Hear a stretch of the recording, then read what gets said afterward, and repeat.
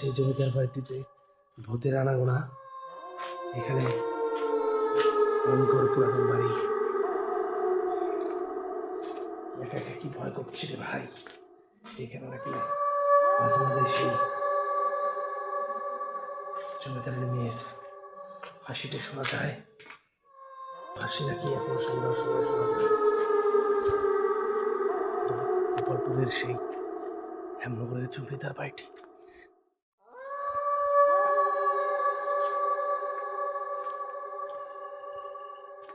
ভয়ঙ্কর বাইরে ভাই।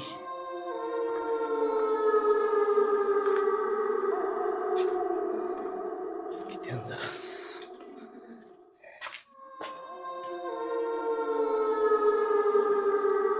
আছি ভুতুরে সেই সেই পুরাতন হেমনগরের সেই পরীর দালান। এখানে নাকি ভূত পাওয়া যায়, ভূতের দেখা পাওয়া যায়।